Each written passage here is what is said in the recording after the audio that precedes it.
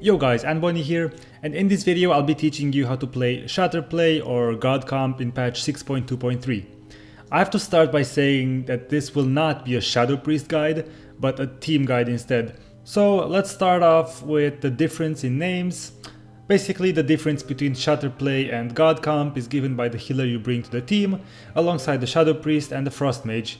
So you have Shatter play is Frost Mage, Shadow Priest and a Holy Paladin, and God comp is Frost Mage, Shadow Priest and a Resto Druid. And to give you a little bit of history, the comp was initially called Shatter play, and it was Frost Mage, Shadow Priest and Resto Druid, but after the craziness of Mists of Pandaria, when you had Life Swap, Life Creep, actually strong off heals from the Shadow Priest, on top of unending CC with Cyclone not sharing DR with Fear, plus having the Psyfiend with another extra Fear. Basically it was just insane, so it became God comp. Right now with more Lords of Draenor, things have calmed down a bit, but both Shatter play and God comp are still rank 1 viable comps. In my opinion, the version with the Holy Paladin works better, but that may be because I played it a lot more than I have God comp. So going over the pros and cons of Shatter play / God comp, the good side is we have very strong CC chains, able to CC all 3 enemies at the same time for quite a long time, with the potential to CC one target for an absurd amount of time. Insane switch potential with very high instant burst damage. Great utility and control with Frost Novas, Polymorphs, Mass Dispel, Shadow Priest off heals, Life Creeps, etc. Double Purge, because you have the Shadow Priest Purge and then you have the Mage Spellsteal, which is basically just another Purge. And the potential to beat every other comp in the game when executed properly. The only downside of Shatter play or God comp is they are extremely reliant on the setup. Basically, if you fail your setup, you don't do any damage. Alright, so the biggest strength of Shatter or God comp, I'm just gonna call it Shatter from now on, but when I say Shatter I mean both of them. So the biggest strength of Shatter lies in the setup. Well, the idea is you want to get triple CC and then nuke down one target. For this, you've got Deep Freeze, you've got Polymorph, Silence, Psychic Horror, Fear, Hodge or Bash, and Cyclones. Now keep in mind that God comp or Shatter play is extremely reliant on the setup. The setup is really strong, but if you fail at it, if you for instance Deep Freeze and fail to Polymorph, or you Fear into a Tremor Totem and stuff like that, then you kind of fall behind. The damage of God comp is very spiky, it's very high and very instant, but in the long run, consistent damage is actually really low compared to a lot of other comps. So never try to just out DPS another comp. Sure, you can stay there and build orbs and build icicles and still do damage and pressure, but don't try to out DPS them in a PV scenario, okay? Because setups like Turbo or LSD will sometimes do triple your overall damage, and that's normal and that's okay. And it only becomes a problem when you fail the setup too many times. But eventually, even if they do a lot more damage in the long run, you tend to do a lot of instant damage, a lot of big spiky damage when everything is CC'd and you just kill someone. Alright, so it's time to explain the setup. Well, actually, before we get to the setup, you've got your ramp up phase. So what this means is, this is like the rotation of the comp, okay? You do your ramp up phase, and then you do your setup, and then you fall back, and you CC and ramp up again, and do not die. Alright, so this ramp up phase consists of purging, and Shadow Priest getting his orbs, Mage getting his icicles. Orbs are more important, but icicles help because more damage in the setup. And also you wait for cooldowns. The main cooldowns you wait for are Deep Freeze and Psychic Horror, and that's it, because everything else should be lined up with those. And now finally let's move on to the setup. The whole goal of the setup is to CC all 3 targets at the same time, while unloading a lot of burst damage on your kill target.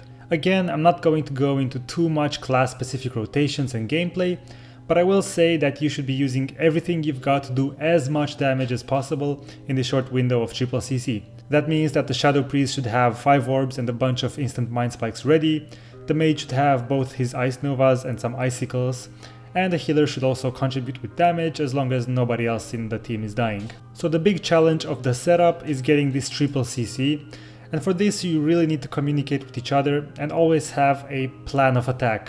Now obviously, depending on what team you're fighting, you'll want to do this differently, but for now I'll give you a basic example and then we will also cover how to deal with some specific comps. For our random example, let's just say you're fighting a healer and 2 DPS and your plan is to kill one of the DPS. So your setup could look something like this. Step 1. Make sure everyone in your team is ready to go. Step 2. Mage deeps the healer, Shadow Priest fears the DPS and horrifies the kill target. Step 3.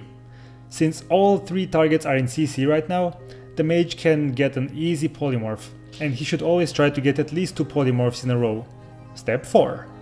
Unload all your damage on the kill target. After the horror you can follow up with a hodge or a bash. Step 5. You can silence the enemy healer for extra CC. Or if you're playing with a druid, you can have the druid cyclone the healer. Or if you cannot CC the healer anymore, you can also cyclone the kill target while they're low. Again, this is just a random example. You can also have the mage sheep 1 DPS and then go for a deep ring on the healer, while the Shadow Priest horrifies the kill target into a hodge or bash. Or you can have your resto druid start the CC chain with a cyclone on a DPS, while the mage deep sheeps the healer and the Shadow Priest horrifies the kill target. There's a lot of combinations you can do, but generally the guideline is, the thing that stays the same is the mage should always go for a deep sheep on the healer, the Shadow Priest should go for a horrify on the kill target, and then do something else on the third member so that he doesn't interrupt the sheep and doesn't off-heal the kill target and stuff like that. And that's the setup in a nutshell. If you did everything right, you either got a kill or you forced a lot of cooldowns. So all you have to do now is play defensive, Shadow Priest gets orbs again, the mage gets his icicles, and actually the mage has to try his best to control the enemy team. And by the time the polymorph DR ends on the healer, you should be almost ready to go for another setup. If you didn't force any cooldowns, then you pretty much failed the setup, either because you didn't do enough damage, or maybe because the CC chain on the healer or someone else was lacking. For instance, if you give a healer even a global in between CCs, they can use stuff like NS or the Paladin Executioner thing, and they can just stop someone in one instant cast. So yeah, that's pretty much a failed setup, but it's okay because you can do it again in 30 seconds. But until then, during the downtime, you want to minimize the damage you take, but obviously if you're getting trained, there's not a lot of spells you can actually use to control the enemy, but you can get yourself in a really good position in order to make the next setup even more deadly. So the basic stuff when it comes to positioning is you want to position yourself in such a way so that you make it easy for the mage to have access to the enemy healer. That's pretty much it.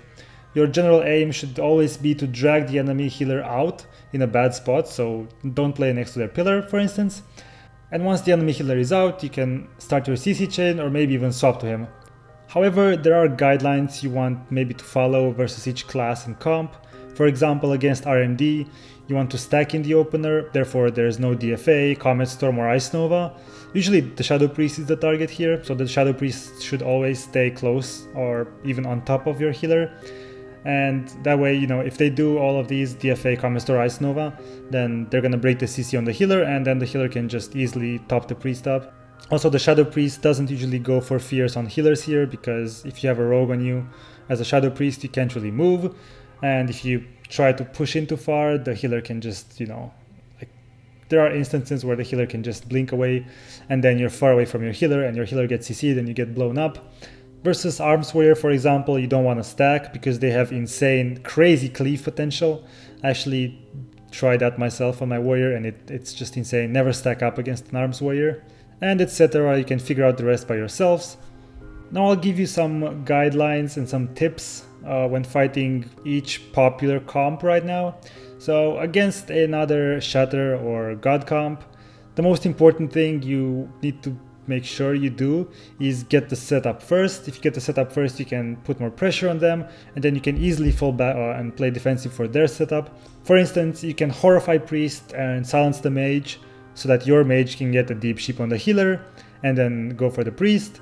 Or you can horror into silence on the mage, and you can hodge the priest and kill the mage. And therefore, again, everyone is CC'd when you go for the deep sheep. Now let's talk about Turbo. Turbo is a really hard matchup. The reason for that is They have a lot of interrupt, and they are all really tanky. They've got reflect, grounding, shear, pummel, tremor, charge, and yeah, they're all really tanky, so they're hard to kill. There are a lot of ways to deal with turbo. The most basic one would be you aim to kill the shaman, and then you go for a deep sheep on the healer. You go for a psychic horror into a silence on the shaman. You silence the shaman so he can't use sham rage, and you hodge the warrior and you kill the shaman. Or you can go for the warrior and you can again go for the deep sheep on the healer. You can fear the shaman, you can PH or psychic horror the warrior into a hodge, and then you can silence the healer as well, and you can kill the warrior that way. Or you can be sneaky about it and do something, sneaky like this. So you ramp up on the warrior and you sheep the shaman, and when you're ready to go with the setup, you fear the shaman, you sheep the warrior, and you PH into hodge into silence the healer, and you kill the healer, and repeat. And the most important thing is, to get the setup properly and try not to take too much damage in between them. Against RMD, you generally want to sheep the rogue in the opener, because their openers are really strong. If your mage can't sheep the rogue, I don't know, maybe he's zapped, maybe the rogue smoke bombed, although why would he? Then maybe you as a Shadow Priest want to trinket the opener and fear both the rogue and the mage, and silence the druid so he can't dispel them. It's mostly up to the mage, because usually they go for the priest, and the priest can't really play the game too much against RMD. All he can do is really get orbs and go for the setups. And the setups against RMD they're pretty basic. They're usually something like, deep sheep or ring the healer, and you fear or hodge the rogue, and you PH and silence the mage, and you go for the mage. Against LSD is another really strong team. I feel like LSD and Turbo are the biggest counters to God Comp or Shatter play, but again, you can deal with it.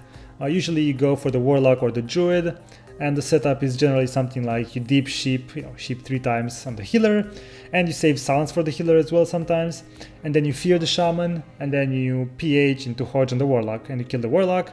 Or you can do the same on the healer, so you fear the DPS, and you PH into hodge into silence on the healer, and you can also sheep the DPS if they trinket the fear and stuff like that. And now I'll give you a few more general tips. Since the synergy between all 3 classes, be it Shadow Priest Mage, Resto Druid, or Shadow Priest Mage Holy Paladin, is so strong, make sure you communicate with your teammates and let them know exactly what you need them to do. For instance, against an RMD, let's say, you get the mage really low and the rogue is hitting your priest. Let's say you can have the Holy Paladin bop your priest so that he can get the Master Spell on the ice block. Or if you're a mage, you should ask for aura masteries when you go for some polymorphs, maybe for the second polymorph, and stuff like that. For instance, if you play with the Resto Druid, if you play God Comp, you can let them, you should let them know that the CC on the healer has ended, so that they can cyclone the main target and therefore keep it at low HP, so he can't get any heals, and then during that time you swap to someone else, and then there's 2 targets that needs healing, and stuff like that. Just make sure you make use of every tool you have. Obviously, the more you play with the same people, the better you will be at synergizing with them, and the easier it will become to execute the setup. In order to beat every single team in the game and to get rank 1 and never lose a game, you the team, will just have to master setting up perfectly, doing the most possible damage in the setups, and learn how and when to peel, and also communicate, obviously. Of course, on top of that, you want to have as much game knowledge as you can, fast reactions with, say, purges or life grips, and the ability to make the right decision on a split second, etc. But all of these things come with time, so as long as you know what you need to do to win games, and you do your best as a team to realize your win condition, you will definitely see results in time. Obviously, if you find the right people to play with, the ride's gonna be that much more enjoyable, since you're all gonna have fun and improve at the same time. And actually finding teammates is one of the hardest things you can do, but I wish you good luck, and I will see you on the ladder. And thanks for watching this video, guys, and I'll catch you in the next one. See ya!